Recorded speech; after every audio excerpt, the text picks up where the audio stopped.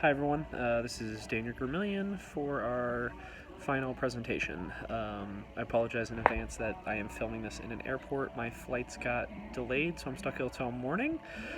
So I'm sorry if this is a little bit shaky or a little out of focus. But my problem that I was trying to solve was identifying if it was more cost effective to buy a house in Kansas City or if renting was more effective over a 5-period span. The methods that I was using regression analysis and some decision trees as well, but also using future predictive analytics based on historical data to kind of identify the trend and where it was headed in the future. The results that I got was that the growth of house sales is increasing exponentially over the past decade. It's increasing at 5.4% per year. So the average house sale has increased a lot over the past decade, and you can see my data actually in my final presentation attached. But with that, there is not really any signs of housing lessening at the moment. Fed's just lowered rates.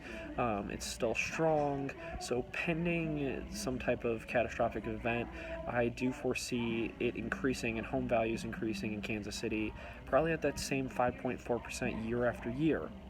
That being said, the inventory of houses being sold in Kansas City has actually decreased a lot. We have went from over 14,000, if I'm looking at my numbers correctly, to just over 6,000 available houses that is new and existing houses for sale. So that means that there's less inventory, but houses are getting more expensive. Also, that is probably helping push the house pricing up even more. The last hypothesis that I looked at was it more cost efficient to buy a house or rent just over a 5-period span? With that, based on the value of the price of a house that you can purchase now and what you'd get for it when you'd sell, even after all the expenses, and you can see those broken down in my project, you would still save about $50,000 versus just renting over that 5-period span. Now with that, there are some determinants, whether you're going to stay in the same area for 5 years. Can you afford the down payment? Because if you can't afford down payment, there are other issues. And if you can have those other upfront costs prior to selling your house. So with that, there are other considerations, but on a whole, if you can afford all those costs and the down payments, you can actually save more money buying a house if you're going to stay there for at least 5 years than you would renting over that time period.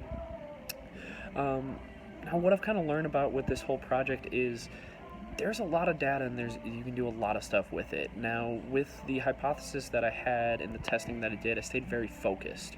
But you can also expand this to look at housing markets for a state, for the whole country, or even a specific town if you want to get that specific into it. And you can look at different things of different values of houses, if you just want the new houses, if you just want the renovated house. There's a lot of data out there. But I've also learned a lot more about regression analysis, decision trees, factor analysis all throughout this project, just figuring out really what works and what doesn't. Because all these are good tools, but at the same time, not all of them are going to be worth it for each individual project and each individual study. And some of the challenges that I've had was trying to eliminate some of those wasted things, because I wanted to keep going, I can add this study in there, I can add this analysis, I can add this factoring in it, but I figured out at the end of the day, there's really no reason for it. It's gonna be a lot more work with not a lot value added. But with that, you also don't want to skimp. You want to have all your facts, you want to have all your figures in there, so it's kind of a fine balance. But overall, I really enjoyed learning about this because I'm looking at buying a house right now, so it does kind of make me feel better that if my wife and I do buy a house, we're gonna be okay. But with that, I'm looking forward to seeing what you guys think. Sorry if this video looks a little weird, but it's been great working with you guys in this class. Thanks. Bye.